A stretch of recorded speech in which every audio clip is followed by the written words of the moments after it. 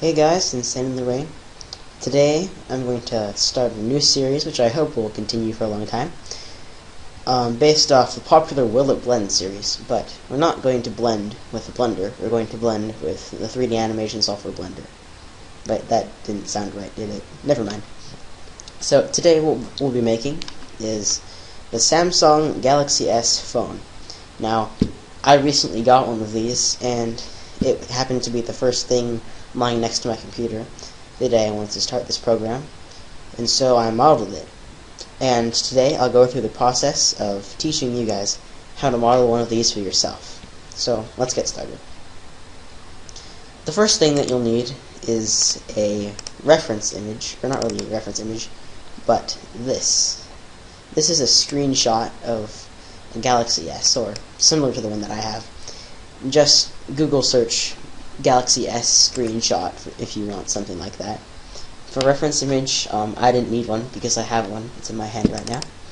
But if you want to use the final render image like this as your reference image, then that might work well. I don't know what you want to do. So this is our finished blend file. It's a bit laggy because I have two copies of this phone. One's in another layer, and it has all the logos and stuff, and it's pretty simple to build actually. It just takes a while. So save this and start a new one. Alright, so we're going to keep this default cube, 5 for orthographic mode, 7 for top view. We'll scale this up a little bit like this, so it looks about the right size that a phone would have from the top. Maybe a little bit wider. Yeah, that's about good.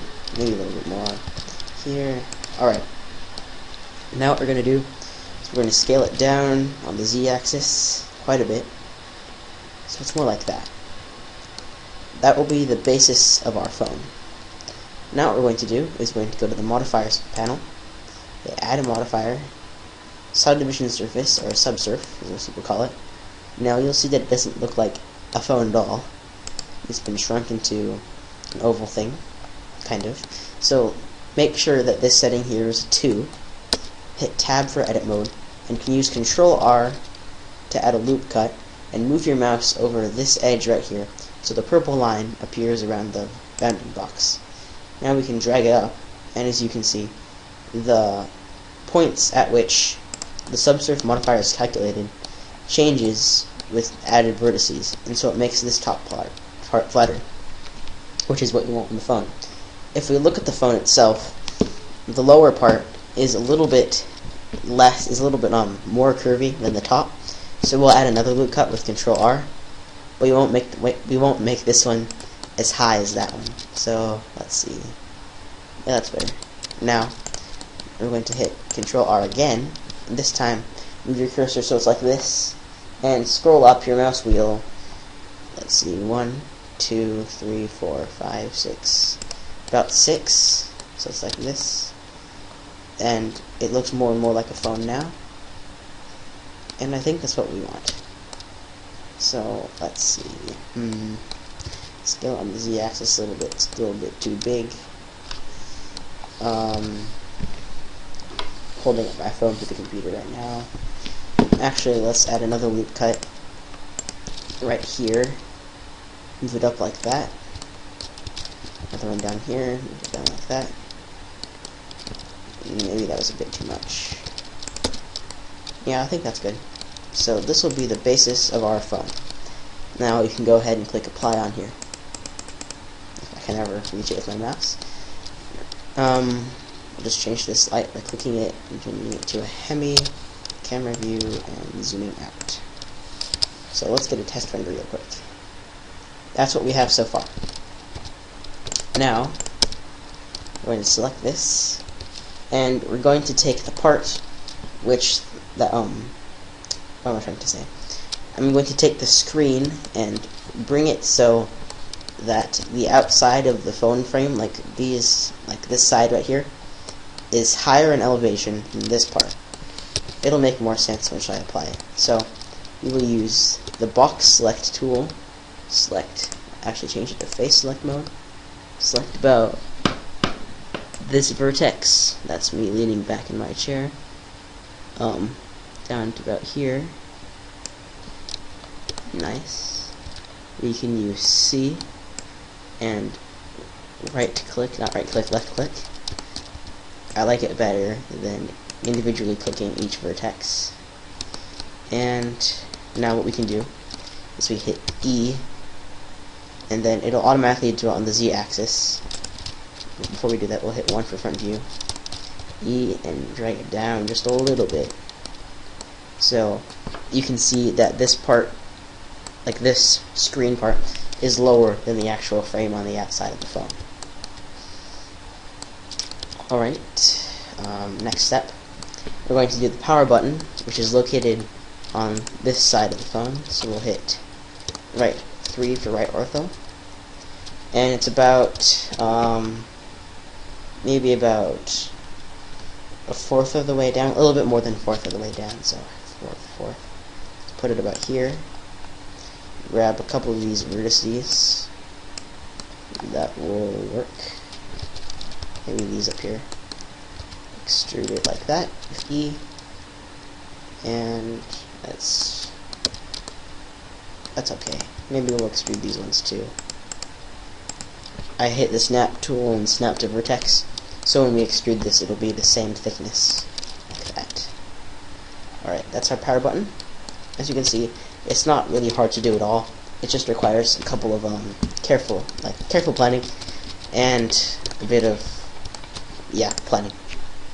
Next, we'll be doing the USB charger slot, which is located a little bit to the right, of the center of the phone. So we'll add another loop cut like that. Take these vertices with B for select, about this much. Not these ones. Hit E. Okay, there a little bit. Yeah, that's what we want. On that same part, that same part we'll be adding the headphones jack, which won't look exactly like it does in real life because I'm not sure how to actually obtain that. So we'll use C and select these vertices about there. Not that one. We'll hit extrude. Actually, we'll hit E, escape, G, Y, and move that. Never mind. What am I doing? Oh, E, escape, then hit size. I think S for scale. Yeah, that's about what we want. Now scale it. Scale on the Y axis like that. Grab it out a little bit. Not exactly what we want. I'm not sure how we're going to do that. I forgot exactly what I did. We'll skip that for now. And the last thing I can think of is this part down here. There's a little slot which will use these vertices right here, like that. I can never select them, and extrude and just bring it inside a little bit. I think that's okay. Yeah. Alright, so that's pretty much the body of our phone. It might not be exact, but scale it like that a little bit. And is there anything I'm forgetting? Oh yes, I forgot the volume button. This one's about the same area as the power button, and the power button's over here, so we would start about there. And this one's a lot bigger than the power button, so we'll take about these vertices, extrude a little bit. Now, this one is a little bit more curved, so what we're going to do is going to take these vertices, this, and hit, not that one, I selected the wrong one.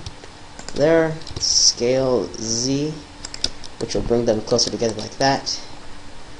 You can do the same for all of these. Bring them closer together, like so. Alright, yep, that looks good. We could add a plus and minus on there if we want, but I don't think we need to. Alright, so I'm going to go ahead and save this in my folder that I usually use. Recording Galaxy S3 recording. It's always a good idea to save frequently. So we have the basic body of our phone. Now we're going to start applying some textures. Yeah, that's what we want. So we hit Z to go into, tab in, wait no, just tab for edit mode. Now hit face select. We're going to select the area in which the LCD screen will be located. So we'll take about this much of the phone, maybe a little bit up here. Yeah, that looks about right. Going to add a material, or plus material, plus here, add new. Change this one to LCD screen, not really necessary. Hit assign, and what that does is in edit mode, it will assign this specific material to the vertices I have selected right now. Material, we'll change this to phone body, or more like bottom. And if you look at the back of the Galaxy S phone, it's gray, but if you look, like at least in my opinion, it has a tiny bit of gray shading. I mean, not gray, green. So if you drag that down like that, go back to this window, hit Control I to select everything besides the stuff we had previously selected. We can hit assign, and that way we can tell the difference between this LCD screen and the bottom of the phone. We'll apply more textures to this later, but for now we're going to keep it just like that. We might want to hit smooth shading. Yes. Oh, and one more thing. If you hit smooth shading and you get a couple of these problems like that, what you want to do is you want to go to the modifiers panel, check that, and add edge split. That'll still keep the smooth shading, but it'll make it so that most of your smooth shading problems are eliminated. And back to the materials. Now we're going to fix LCD screen, and so have this selected in the textures panel. You can be in either object mode or edit mode, it doesn't matter. Hit texture right after selecting this. I don't know why I have that there. Hit plus new, image or movie, and navigate to the place where you saved yours. Mine's right here. Save your screenshot. It looks like that. Now change coordinates to UV, because we're going to UV map that texture to the plane, or not really plane, but the screen. So I dragged out a new window from there by going like that, and I'll change this to Galaxy S screenshot. Hit tab in this window.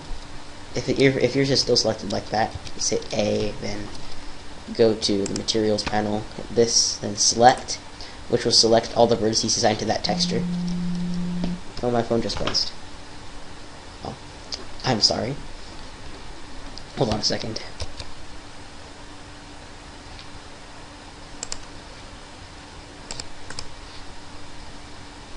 Sorry about that. That's one of the disadvantages of having your phone out during recording. Quick drink of water. Right, so we have these vertices selected. Hit U for unwrap. Unwrap them, and it'll show up like this.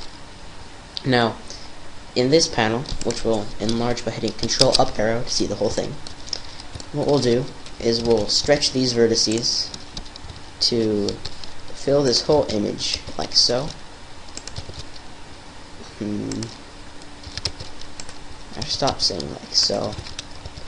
If any of you watch Static777, he was doing Redstone Wars against Generic B a while ago, and he kept saying he kept saying like so, and it kind of bothered me a little bit.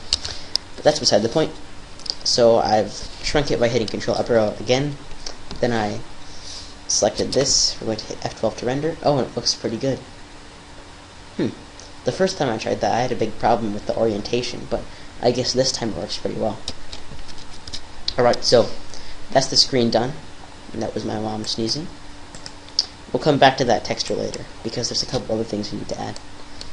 Now, we're going to add the black textures that are around here on the phone and down here.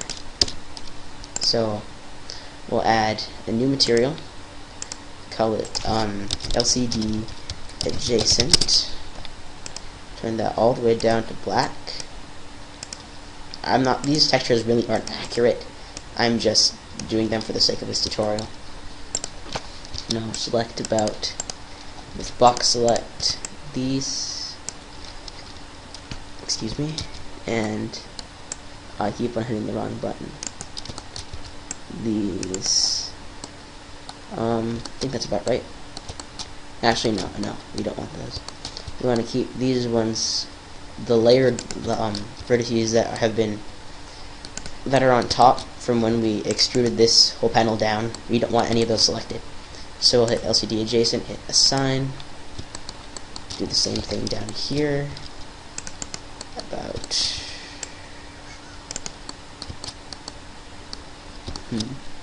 like that, yeah. Take this, we can just box select the rest, deselect those on the LCD screen, hit assign, and we have that part of the screen.